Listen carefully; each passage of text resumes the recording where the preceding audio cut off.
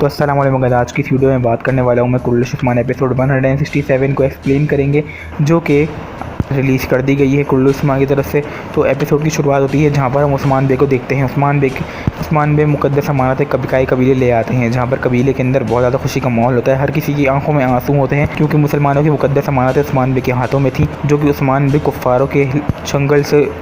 मुक़द्दस अमानतें छुड़ा कर ले आए थे। फिर अगले सीन में हम देखते हैं बुरसा को, जहाँ पर बुरसा के अंदर कमांडर लूकस ज़बरदस्ती होलोफेरा को ग्लैडिएटर शो दिखा रहा होता है। कमांडर लूकस होलोफेरा को ज़बरदस्ती ग्लैडिएटर शो दिखा रहा होता है, और शो में एक कमांडर जो कि दूसरे सलेबियों सिपाहियों को बहुत ज़्यादा बुरी तरीके से मार रहा होता है। कमांडर लूकस उसको बताता है कि इसी से वो उसकी शादी कराने वाला है बहुत जल्द। और हम ये भी देखते हैं कि कमांडर लूकस बहुत ज़्यादा होलोफेरा पे टॉर्चर कर रहा होता है, उसको मार रहा होता है, उसको तंग कर रहा होता है। तो उसके अगले सीन में हम देखते हैं करादीन किले का मॉल, जहाँ पर करादीन किले के अंदर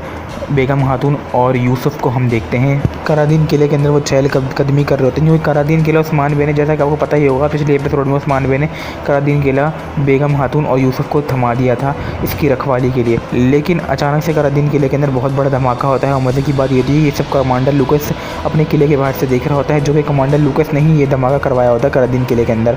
और करादीन किले के अंदर बहुत ज़्यादा तबाही मच जाती है, और वो लोग उस्मान बे और बेगम खातून के सारे सिपाही आप गिर जाते हैं, शहीद हो जाते हैं, और करादीन किला बहुत बुरी तरह से तबाह हो जाता है, जहाँ जिसमें जानी और माली बहुत नुकसान होता है।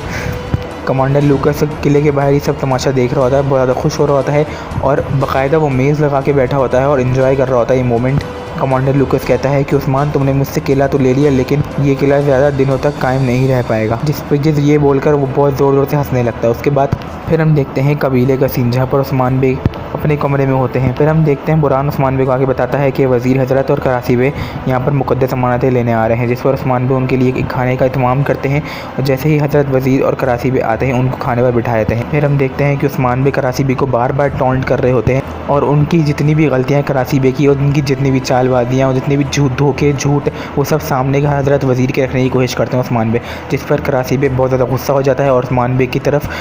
चाकू करके हमला करने की कोशिश करता है। लेकिन ये सब बुरहान देख रहा होता है पीछे से, और वो भी अलर्ट हो जाता है, जैसे ही कराची हमला करे उस्मान पे तो वो भी हमला कर दे। लेकिन उस्मान बे जैसे ही मुक़द्दस अमानतें बुलवाते हैं और हज़रत वज़ीर को देते हैं, तो कराची में भी ये सब करने से रुक जाते हैं, और बुरहान भी अपनी तलवार छोड़ देता है। ये सब देख के हज़रत वज़ीर का दिल भर आता है, उस्मान बे की वो बहुत तारीफ़ें करते हैं, और कराची बे को उनकी गलतियों पर उनको बहुत सुनाते हैं। फिर अगले सीन में हम देखते हैं कि उस्मान बे और बाला खातून आपस में मशक़ कर रहे होते हैं।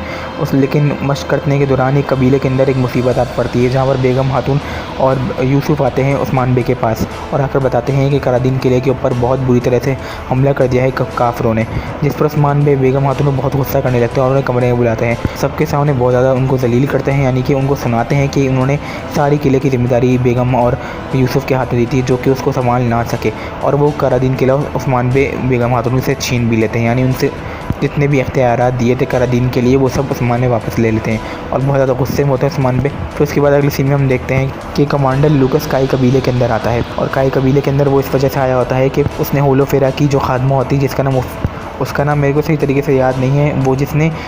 गोंचा को जहर दिया था उसी को वो मार देता है होलोफेरा के सामने, और वो उस्मान बे के सामने ले आता है ताकि वो सारा इल्ज़ाम होलोफेरा पे लगा सके कमांडर लूकस, जिसकी वजह से कबीले के अंदर और भाइयों में आपस में, उन काइयों के अंदर आपस में फूट पड़ जाए। वो आता है होलोफेरा की खात्मा की लाश को लेकर, पर उस्मान बे उसको कबीले के बाहर ही रोक देते हैं और उससे पूछते हैं कि तुम यहाँ क्यों आए हो कमांडर, जिस पर लूकस कहता है उस्मान बे कि वो उनका ही आपस का मसला सॉल्ट ऑफ करवाने आए हैं, जिस पर कमांडर लूकस फिर होलोफेरा की खात्मा की लाश दिखाता है उस्मान बे को और बताता है कि गोंचा को उसी ने जहर दिया था। जी सुनकर सबके अंदर एक खबर जबर सी मच जाती है। फिर उस्मान बे उसको अपने सरदारी कमरे में बुलाते हैं लूकस से अकेले बात करने के लिए, और लूकस से पूछते हैं तुम्हें इन सब चीज़ों का कैसे पता चला, जिस पर कमांडर लूकस कहता है कि मेरा जानना या ना जानना इतना ज़रूरी नहीं है जितना आपका ये जानना ज़रूरी है। जिस पर उस्मान बे कहते हैं कि अगर इन सब चीज़ों के पीछे तुम्हारा हाथ हुआ या तुम्हारी कोई चाल हुई तो मैं तुम्हारा सर धड़ से अलग कर दूंगा। जिस पर कमांडर लूकस बहुत तंज़िया हंसी हंसता है और वहाँ से चला जाता है। लेकिन कमांडर लूकस जो काम करने आया था कबीले के अंदर, उसमें थोड़ा बहुत तो कामयाब वो हो ही जाता है।